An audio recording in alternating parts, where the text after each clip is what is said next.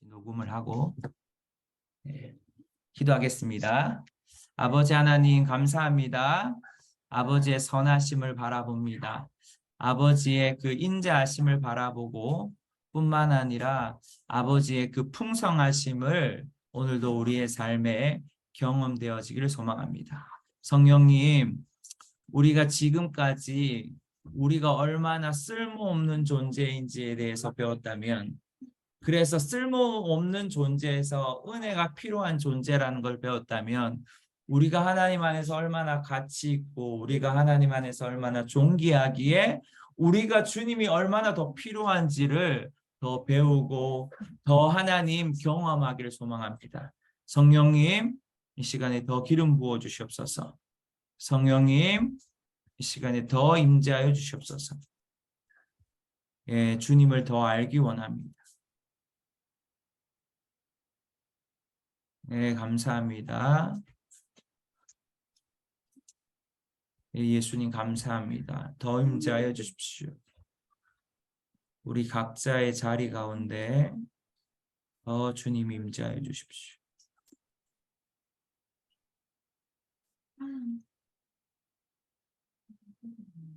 예, 예수님, 예수님의 이름으로 기도드립니다. 아멘. 네. 지난주에 있는 것들을 복습하는 건 아니고요. 잠깐 보면서 오늘 메시지를 좀 이어가고 싶습니다. 목표를 제가 잠시 보여드릴게요.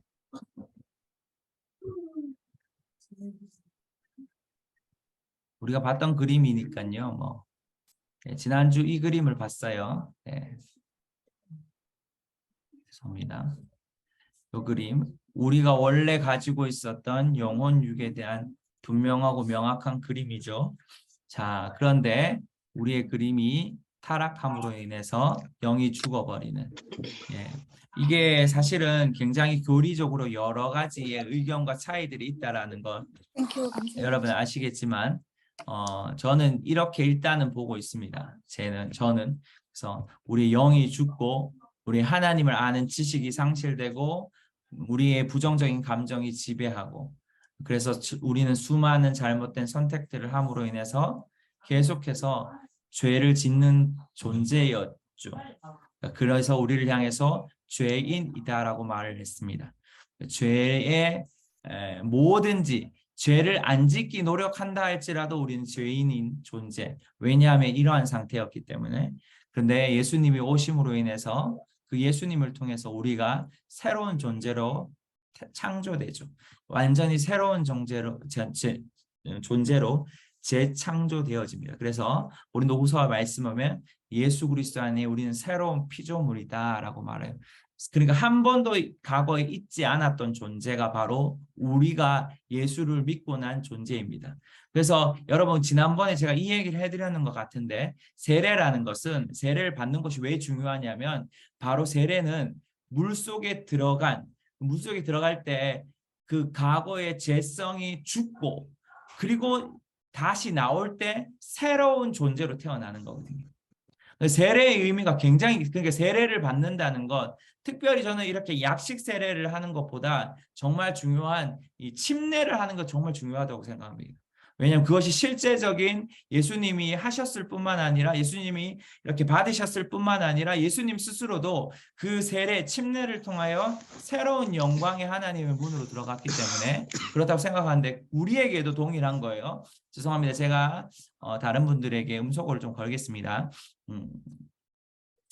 이와 같은 존재가 되는 거죠. 예수님을 믿을 때 우리는 침례를 받는 거죠. 과거의 모든 것들이 죽고 이제 새로운 존재로 태어나는 거예요.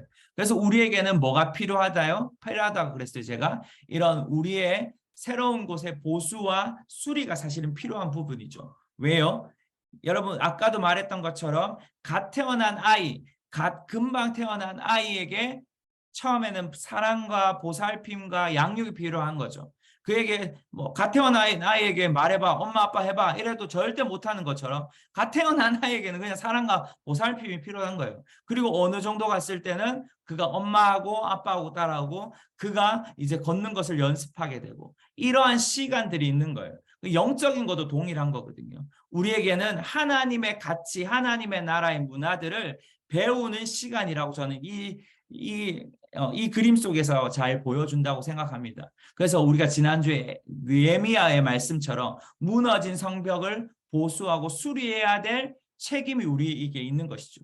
그래서 어쩌면 우리에게 우리 안에 예수를 믿을 때 귀신이 우리 안에 어떤 부분에 분명히 있을 수 있어요. 그런데 분명한 것은 수리되지 않는 뒤편, 아직도 우리에게 보수되지 않는 그 뒤편 속에 강고하는 강고물을 보고 우리는 그 죄를 선택하게 되죠. 그 이유는 우리가 듣는 능력이 있기 때문에. 제가 그 얘기들을 해드렸습니다. 자, 오늘도 그와 연결되어서 이제 얘기를 좀 하고 싶어요. 자, 먼저 우리가 알아야 될 것은 의인은 분명하게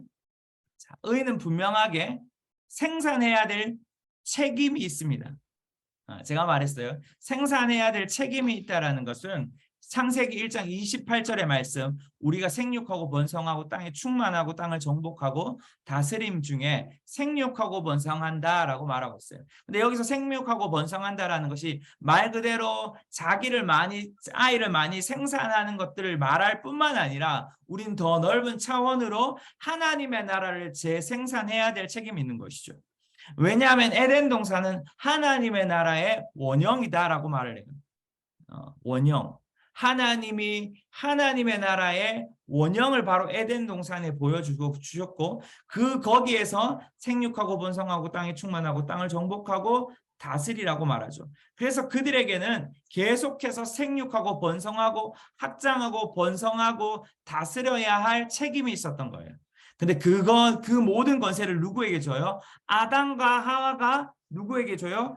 바로 사단에게 순종함으로, 사단의 음성을 듣고 사단의 말을 들음으로 인해서 순종함으로 그 모든 권리들을 주게 되죠. 그 결과 무슨 일이 일어나요? 자, 죄송합니다. 그 결과 우리 인간은 하나님의 다스림을 받는 존재가 아니라, 그리고 하나님으로부터 이대심 집사님, 잠시만 죄송합니다. 이대심 집사님 음소거 걸 테니까 풀지 마세요. 네, 풀지 마세요. 네, 자, 이 하나님의 다스림을 받게 되고 하나님의 다스림을 받는 것이 아니라 사단의 다스림을 받게 되고 사단은 세상의 신이 되는 거죠. 네, 이 얘기들은 여러분이 충분히 어느 정도 알 수 있는 그림이라고 생각합니다. 자, 그것을 그 세상의 어떤 다스림들, 세상의 권세들을 이제 누가 가지고 와요? 예수 그리스도가 가지고 오시죠. 그래서 사실은 마태복음 28장의 말씀에 모든 나라를 제자 삼는 것 위에 뭐라고 말하냐면 하나님께서 예수 그리스도에게 모든 권세를 줬다라고 말하는 그 의미가 바로 이 의미인 거거든요. 예수 그리스도가 그 모든 잃어버린 권세를 가지고 오시죠. 그리고 그 권세를 믿는 모든 그리스도인들에게 다시 주게 되죠. 그래서 우리의 책임이 있다면, 우리가 해야 될 모든 부르심의 목적이 있다면 우리는 계속해서 생육하고 번성하고 땅에 충만하고 땅을 정복하고 다스림의 책임이 있는 거예요. 그래서 마태복음 28장에 보면 모든 열방을 제자 삼아야 할 책임이 있는 것이죠. 자, 그래서 우리는 첫 번째 우리의 그 의로운 자들, 그리고 우리에게 의인된 자들, 하나님의 아들과 딸인 자들에게는 재생산해야 될 책임이 있다라는 거예요. 자, 그런 재생산. 자, 그렇다면 우리가 먼저 생각해 봐야 될 것은 이거예요. 시간의 개념에 대한 이야기들 좀 해보고 싶은데, 우리가 첫 번째 시간에 기억나시는지 모르겠어요. 시간에 대한 이야기들을 좀 나눴습니다. 근데 좀 더 오늘 더 구체적으로 하면, 시간을 제가 강의 안에 보면 사전적으로 한 3가지 정도를 찾아놨어요. 첫 번째, 어떤 시각에서 어떤 시각 사이를 바로 시간이라고 말해요. 두 번째, 어느 시간의 한 시점을 시간이다라고 말해요. 마지막으로 24분의 1이 되는 그 세는 단위, 그러니까 12시간 또는 24시간이라고 얘기하는 우리의 시간들을 세는 단위를 시간이라고 말해요. 시간을 세 부분으로 나누면 이렇습니다. 과거, 현재, 미래인 것이죠. 지금 우리가 지금 얘기하는 시간이 바로 현재이죠. 그리고 이 줌을 켜기 전에는 과거에 어느 시간이 있었죠. 그런데 기억나시겠어요? 첫 번째 시간에 우리의 현재는 사실 많은 경우 어디에 영향을 받아요? 과거로부터 영향을 받는 거죠. 예, 과거로부터 영향을 받고 싶진 않지만 어떻게 되든 많은 사람들은 과거로부터 영향을 받고 현재의 삶을 선택하는 경우가 많고 그 현재의 삶이 미래에까지 영향을 주게 되는 거거든요. 근데 다시 한번 생각해 봐요. 하나님은 우리에게 의로운 자라고 말했어요. 의의 종이라고 말했고 하나님의 아들, 딸들이라고 말했어요. 그렇다면 우리의 책임은 아까도 말했던 것처럼 재생산해야 하는 책임이 있는데 우리의 삶이 재생산되어지느냐라는 거죠. 다시 말해서 우리의 삶이 생육하고 번성하고 땅에 충만하고 땅을 정복하고 다스려지던가라는 거예요. 자, 창세기를 한번 보도록 하겠습니다. 창세기 31장 37절에서 39절만 볼게요. 오늘 본문에 있는 말씀. 한번 읽어주셨으면 좋겠습니다. 37절에서부터 39절, 창세기 31장. 네. 야곱은 미루나무와 살구나무와 플라타너스 나무의 싱싱한 가지들을 꺾어다가 껍질을 벗겨 나뭇가지에 하얀 속살이 보이도록 흰 줄무늬를 만들었습니다. 야곱은 그 껍질 벗긴 나뭇가지들을 가축대가 물을 먹으러 올 때 볼 수 있도록 개천의 물구유 속에 세워 두었습니다.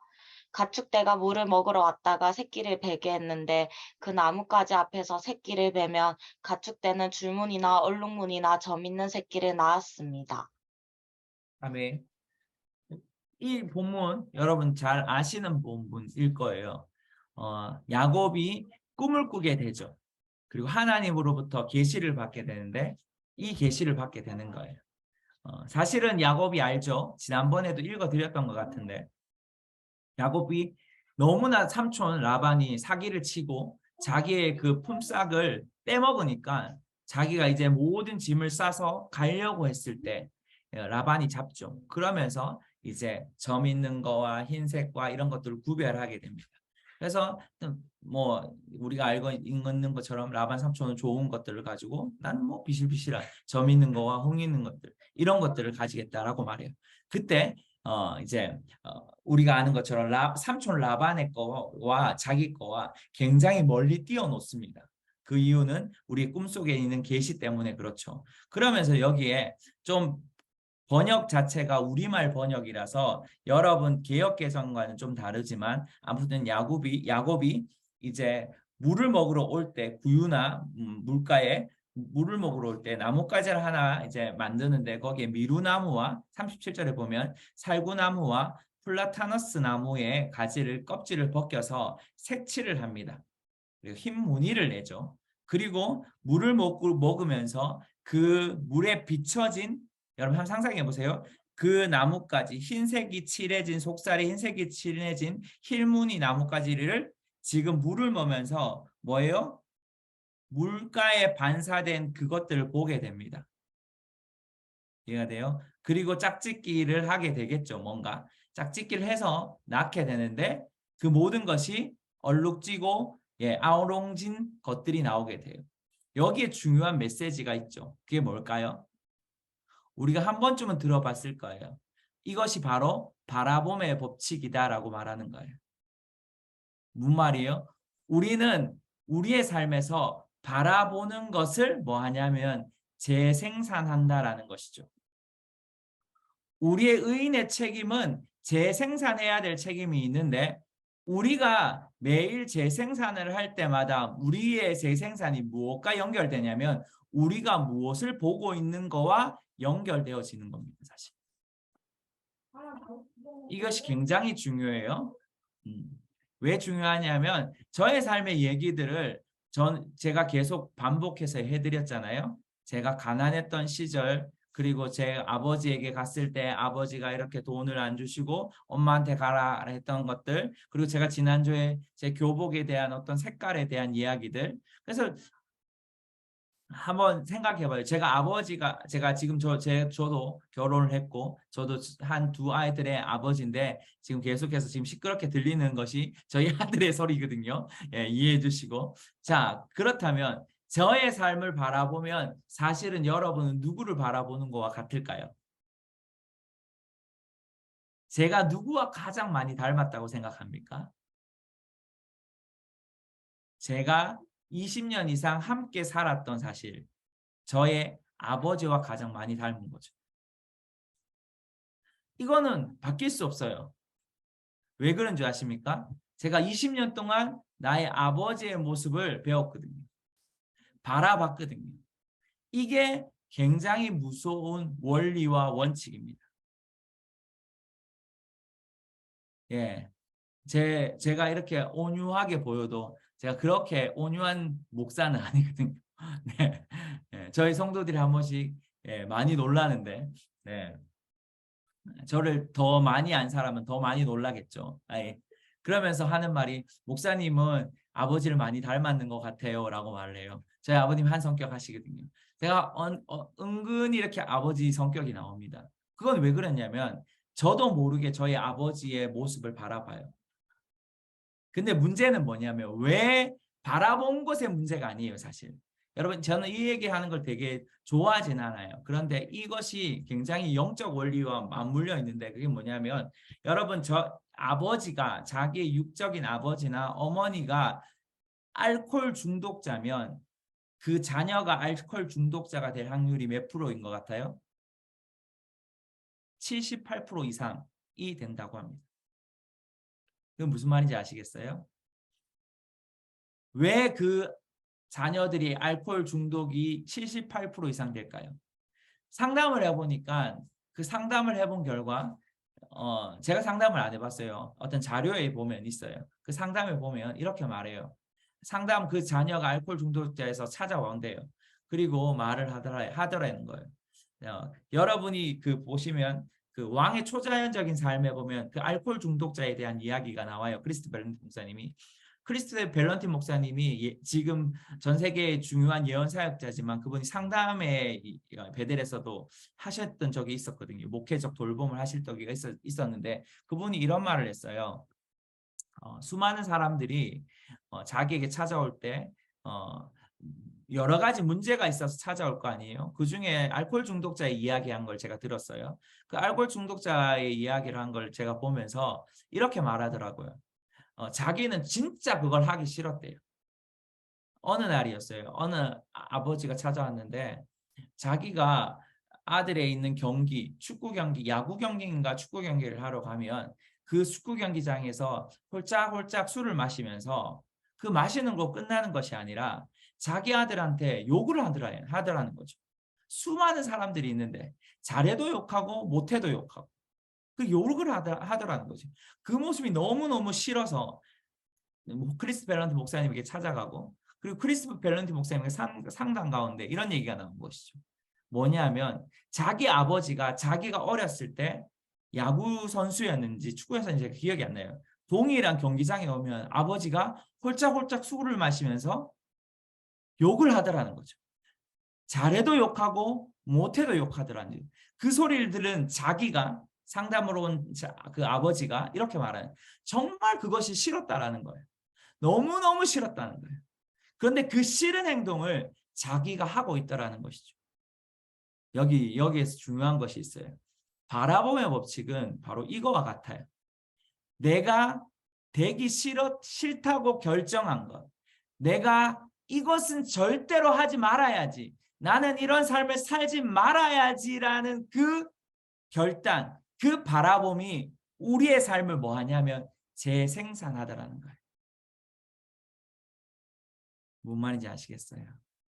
우리가 의인이 됐어요. 우리가 하나님의 아들이에요. 그런데 우리가 우리 스스로 과거의 것들을 버리지 않고 나는 이래야지 말아야지. 나의 아버지와 나의 어머니와 또는 누군가에게부터 받았던 아픔을 통해서 나는 이런 삶은 절대로 살지 않을 거야 라고 말했던 것들을 계속해서 나도 모르게 재생산한다는 거죠. 바로 이 창세기 31장은 그 그림을 이야기하는 거예요. 그러면서 잠언 23장 7절이 우리에게 너무나 분명하게 이야기하는데 이렇게 말합니다. 그 마음에 생각하는 그대로 사람도 그런즉 이렇게 말해요. 그러니까 사람이 생각하는 그것을 우리는 뭐 하냐면 재생산한다라는 거예요. 예, 우리는 하나님의 아들이라고 말했고 우리는 하나님의 의로움이라고 말했지만 우리 스스로가 무엇을 가지고 살며 사냐면 바로 과거의 것을 가지고 계속해서 과거를 생각하면서 살기 때문에 우리의 삶이 하나님의 나라의 그 은혜, 하나님의 나라의 열매, 하나님의 나라의 성품을 재생산하는 것이 아니라 바로 우리가 하지 말자라고 하지 않을 거야라는 그 결단을 재생산한다는 거죠. 이해가 되시겠어요?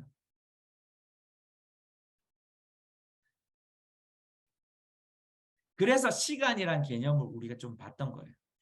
과거의 어떠한 것이 우리의 미래를 계속해서 재생산하게 만드는 것이죠.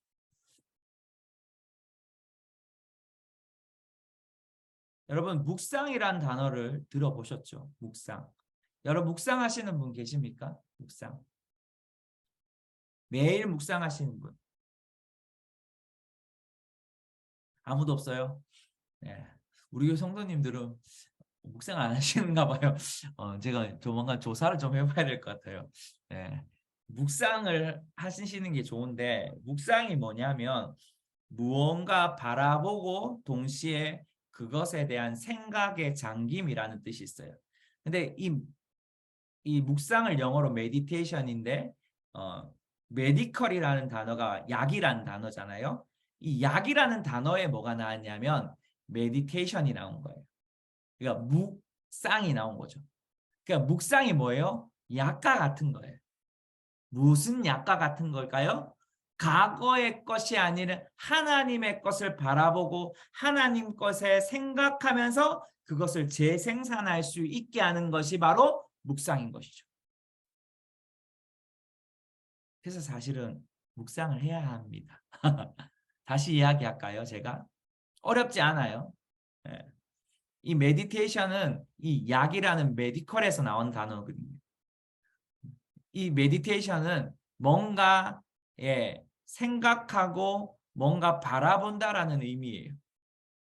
그러면서 우리가 하나님의 메디컬, 하나님의 것들을 생각하고 하나님의 것들을 바라볼 때 우리는 당연히 무엇을 생산해요? 하나님의 것을 생산하죠. 반대로 우리가 과거의 것들을 바라보고 과거의 것들의 생각에 잠기면 그것이 우리의 삶에서 생산되어지는 것이 되어지는 거죠. 자, 시편 37편 4절에 이렇게 말해요.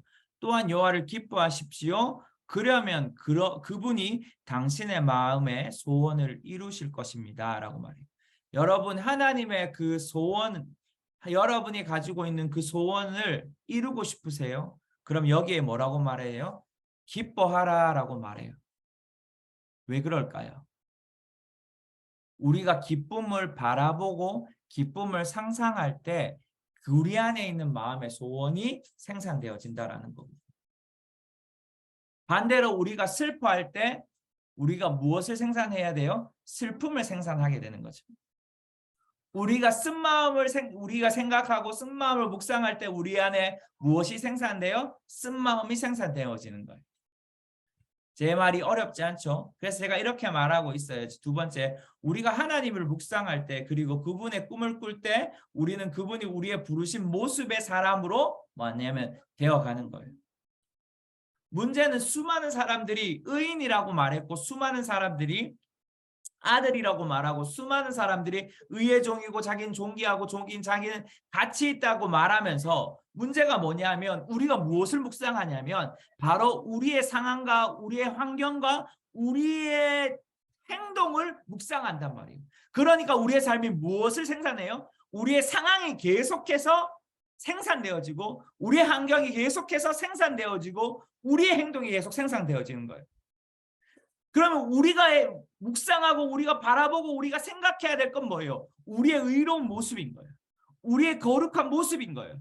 우리가 하나님으로부터 하나님의 나라에 확장된 그림인 거예요. 이것들을 생각할 때 우리의 삶이 그렇게 되어지는 것이죠. 그것을 다시 말해서 생산한다라는 거예요. 그래서 묵상이 중요한 겁니다. 제가 여기 이렇게 말하고 있어요. desire이라는 단어인데 이 단어가 갈망이라는 단어잖아요. 근데 여기에 두 단어가 합쳐진 거거든요. D는 바로 여기 보면 뭐뭐의고 자열은 아버지께. 그러니까 우리가 아버지 그러니까 갈망이다라는 단어는 우리가 아버지의 것들을 뭐 하냐면 갈망한다는 거예요. 그러면 당연히 무엇을 생산하게 될까요? 아버지의 것이 생산하게 되는 거죠. 제 얘기가 따라오시겠습니까? 그러면서 누가복음 2장 19절에 이렇게 말해요. 그러나 마리아만은 이 모든 일을 마음에 간직하고 곰곰이 새겼습니다. 이 새겼다라는 말이 뭐예요? 묵상했다, meditation이라는 단어를 쓰는 거예요. 뭘 생산하게 될까요? 마리아가 결국 하나님의 나라를 생산하게 되는 거죠.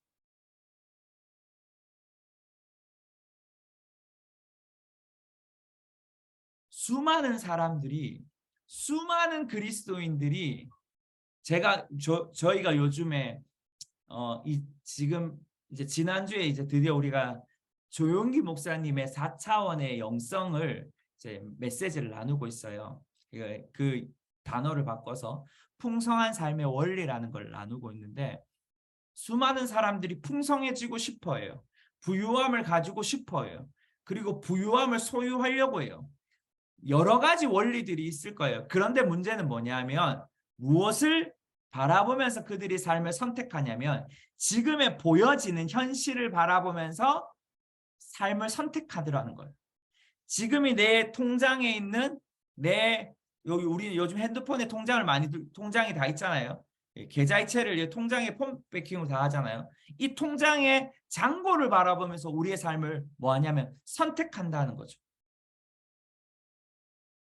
그러니까 우리는 계속해서 이 잔고에 우리의 삶을 결정하는 것처럼 행동하니까 뭐가 돼요? 슬퍼지는 거예요. 기쁨이 없어지는 거죠. 염려가 되어지고 걱정이 되어지고 근심하게 되어지고. 그런데 제가 볼 때 제가 요즘 부유한 것에 대한 관심이 좀 더 많이 생겨서 참고로 저희 교회가 12월 16일부터 18일까지 재정학교를 합니다.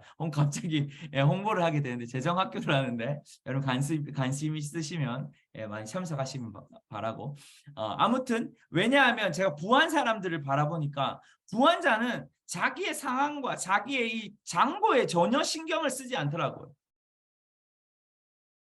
오히려 이제 그가 무엇을 생산할지에 대한 결과를 계속해서 바라보더라는 거죠. 제 얘기가 이해가 되시겠어요? 우리가 의로운 자라고 했는데 우리는 죄인이 아니라 우리는 하나님으로부터 온 의로운 종인데 그러면 의로운 종을 통해서 무엇이 생산될까요? 당연히 하나님의 의로움이 생산되는 건 당연하잖아요. 그것을 우리가 생각하고 그것을 향하여 날려가는 갈망, 디자이어를 하는 것이 아니라 우리의 죄인의 행동들을 계속해서 되새김질해서 우리가 또한 무엇을 생산하게? 죄를 생산하게 만들더라는 것이죠.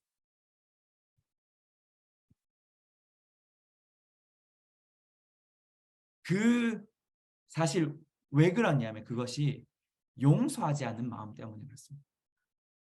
뭐가 연결하냐면 제가 서두에 우리가 무엇을 하나님의 것을 바라보지 못하는 것은 다시 말해서 다른 것을 바라보고 있기 때문에 그래요. 왜 다른 것을 바라볼까요? 용서하지 않는 마음이 다른 것을 바라보게 우리의 시선을 빼앗아 버리는 거죠. 자, 용서라는 단어를 사전에 보면 이렇게 말해요. 지은 죄나 잘못한 일에 대하여 꾸짖거나 벌하지 아니하고 덮어둠이라는 말을 써요. 이게 맞을까요? 틀릴까요? 저는 이 사전의 용어가 틀렸다고 생각해요. 덮어두면 그 덮어둔 것이 우리의 삶에서 언제나 문제가 되어서 올라오게 됩니다. 다시 말해서 그것이 드러나게 되어지는 거죠. 뒤에 보면 또 이렇게 말해요. 우리가 재판관이 되는 것이 아니다. 우리가 가둔 감옥에서 축복을 하며 내보내는 것이다. 자, 이 단어가 저는 중요하다고 생각합니다. 용서는 바로 이겁니다. 우리가 심판자가 되어지는 게 아니에요. 우리를 향하여 잘못한 사람을 향하여 심판자가 되어질 때, 내가 재판하게 될 때, 그를 난도질하게 되어질 때, 우리는 우리의 시선이 하나님의 비전과 하나님의 약속과 하나님의 부르심과 하나님의 정체성으로 가는 것이 아니라 바로 거기에 뭐냐면 올무가 되어서 갇히게 되어버리는 거죠. 사실은 용서는 그 사람을 용서할 대상을 향하여 하나님이 용서하라고 말하지 않습니다. 바로 용서는 우리 때문에 용서하라고 말하는 거예요. 자, 볼게요. 좀 길지만 마태복음 18장 21절에서 37절의 말씀까지를 읽어보도록 하겠습니다. 네. 읽어주세요. 그때 베드로가 예수께 와서 물었습니다. 주여, 제 형제가 제게 죄를 지으면 몇 번이나 용서해야 합니까? 7번까지 해야 합니까? 예수께서 대답하셨습니다. 내가 너에게 말한다. 7번만 아니라 70번씩 7번이라도 용서해야 한다. 그러므로 하늘나라는 마치 자기 종들과 빚을 결산하려는 왕과 같다. 왕이 결산을 시작하자 1만 달란트 빚진 사람이 왕 앞에 나오게 됐다. 그런데 그는 빚 갚을 돈이 없었기 때문에 주인은 그 종에게 그 자신과 아내와 자녀와 전 재산을 팔아 갚도록 명령했다. 그랬더니 종이 그 앞에 무릎을 꿇고 간청했다. 조금만 참아주시면 모두 갚아드리겠습니다. 주인은 그 종을 불쌍히 여겨 그를 놓아주고 빚을 없애주었다. 그러나 그 종은 밖으로 나가 자기에게 100데나리온 빚진 동료 종을 찾아냈다. 그는 동료의 멱살을 잡으며 빚진 돈을 갚아라고 말했다. 그의 동료가 무릎을 꿇고 애걸했다.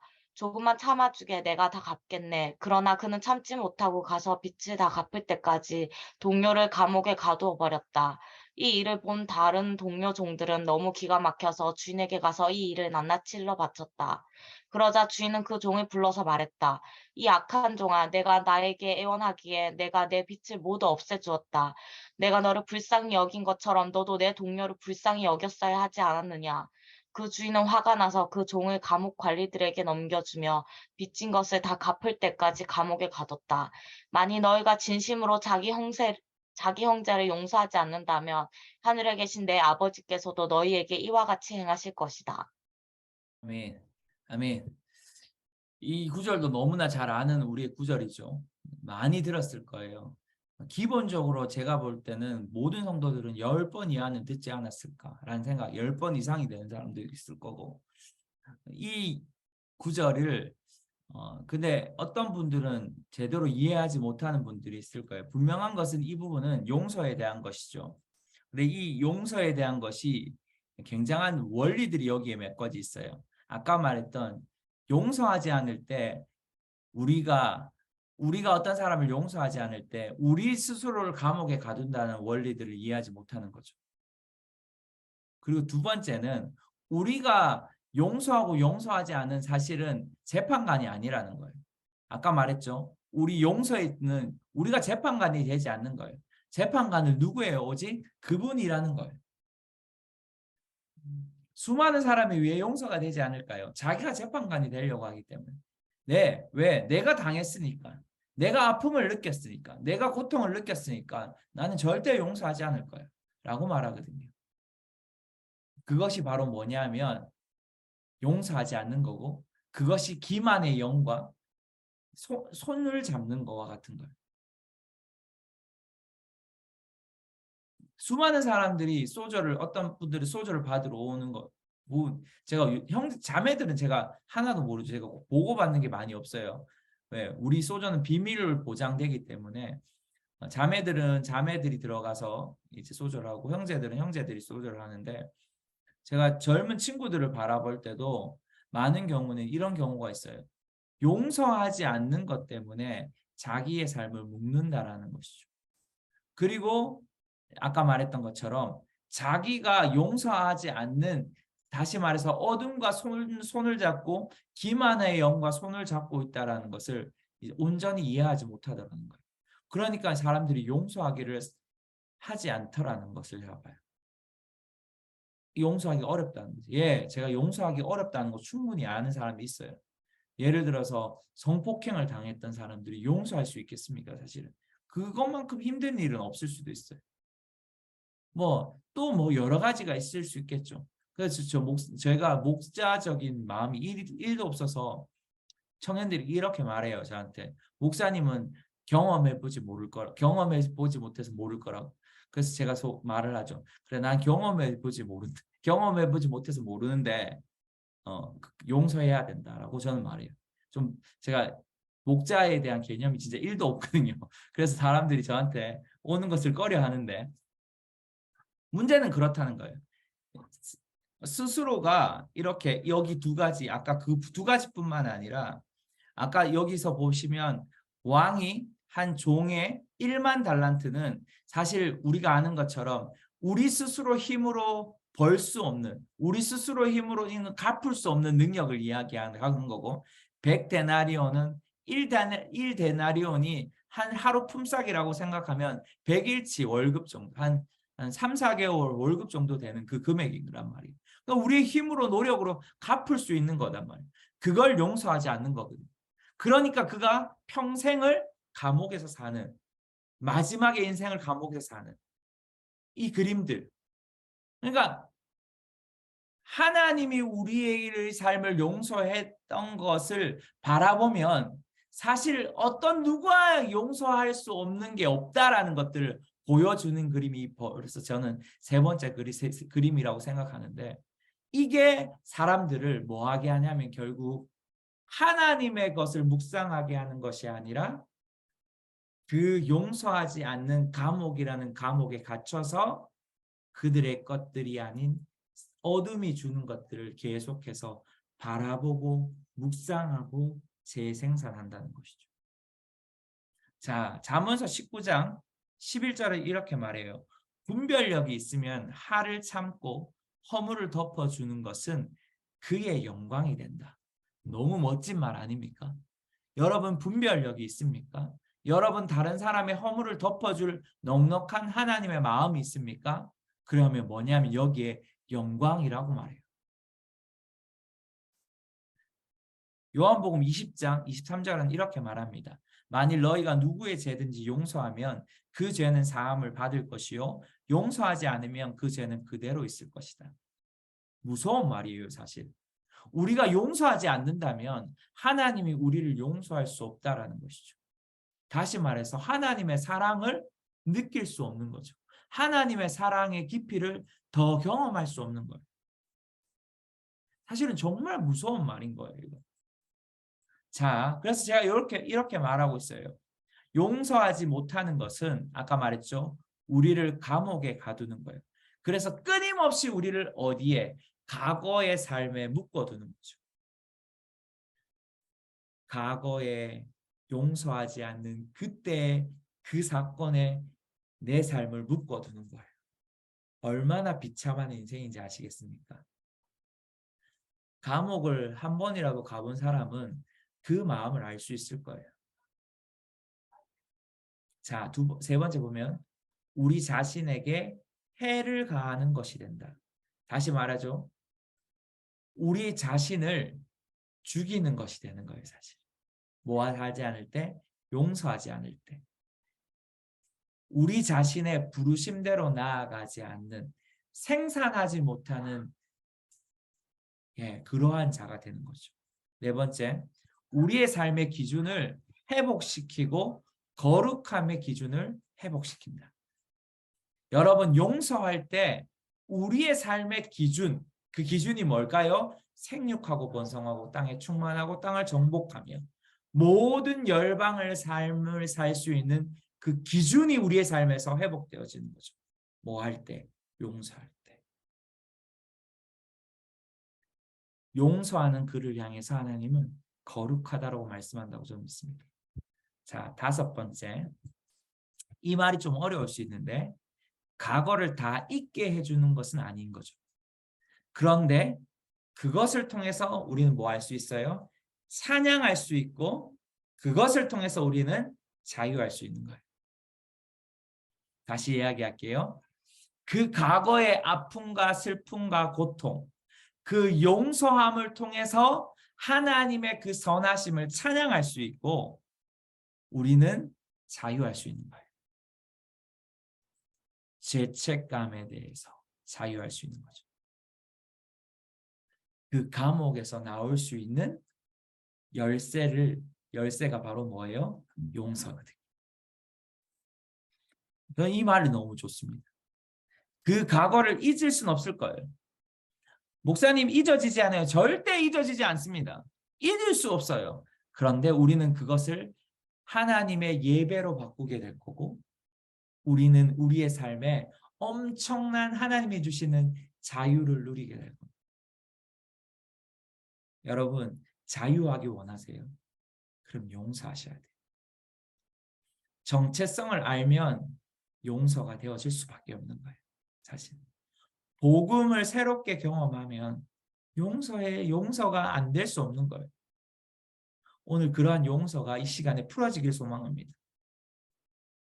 자, 마지막에 이 말도 저는 굉장히 생각해 볼 거라고 생각하는데 종교의 관점에서는 과거는 우리를 겸손하게 만드는 것처럼 보인다.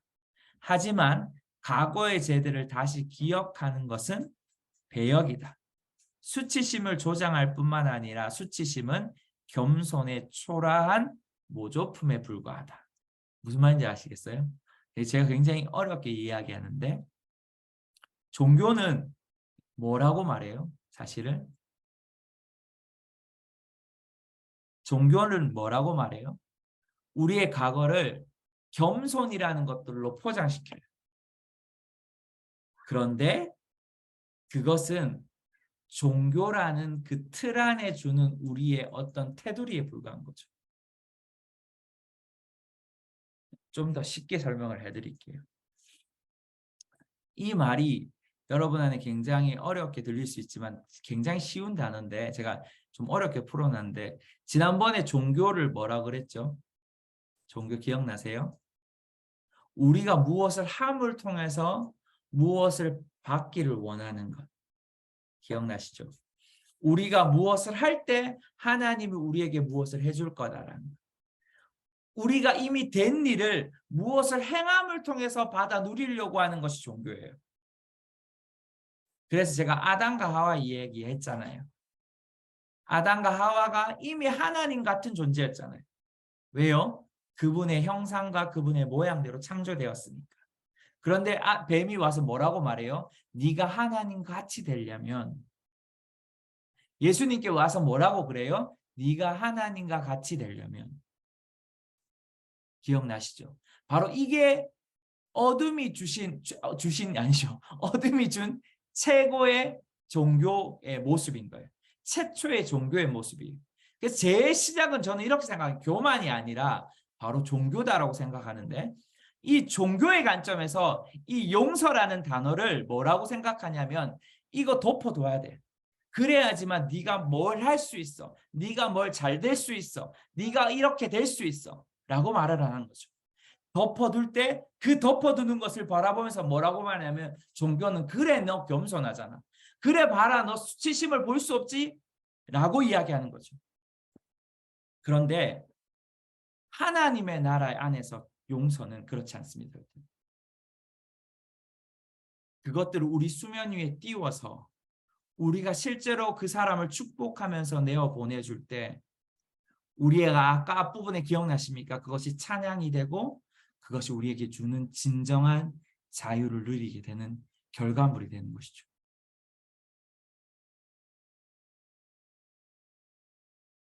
이해가 되실까요?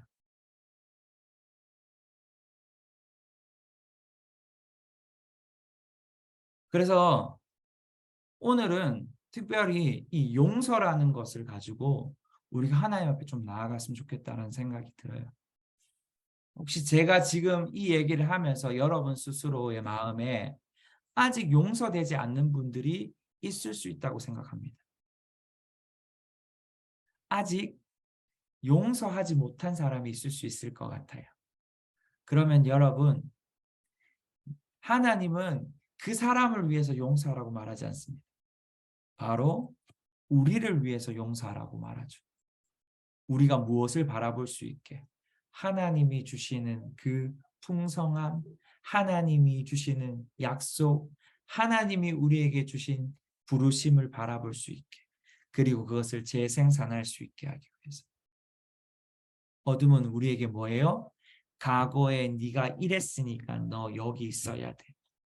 너 이거 걔가 이렇게 했잖아.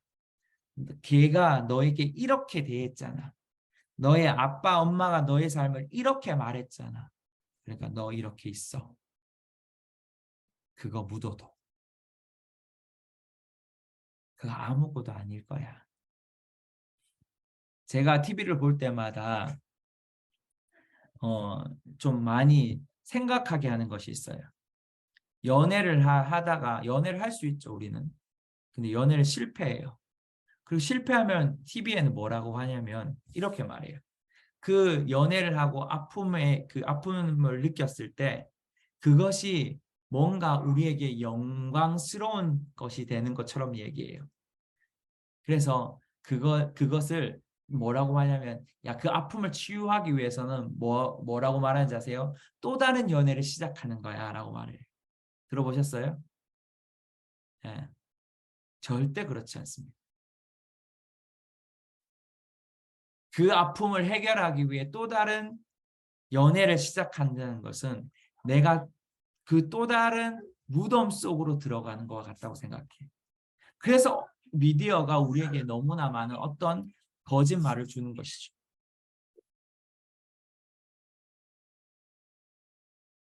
수많은 사람들이 용서라는 것을 이러한 식으로만 대합니다. 이러한 식으로 반응하게 만듭니다. 그런데 그것은 절대로 용서가 아닙니다. 용서는 우리의 마음에서 그 사람을 축복하면서 내어 보내주고 우리가 재판장이 되지 않기를 결정하는 겁니다. 이거는 감정이 아니에요. 이거는 우리가 해야 할 의지적 선택입니다. 그럴 때 우리가 과거에 있는 안경을 벗고 하나님의 약속과 하나님의 비전과 하나님의 풍성함을 누릴 수가 있습니다. 할렐루야. 그럴 때 우리는 우리에게 주신 정체성의 부르심대로 건강하게 기뻐하며 나아갈 수 있는 거죠. 제가 생각보다 빨리 끝났네요. 지난주에 비해 충격적으로 짧지만 여기까지 질문을 하셔도 좋을 것 같아요. 여기까지. 오늘 좀 많이 안 들어오셨는데 질문 해주시겠습니다.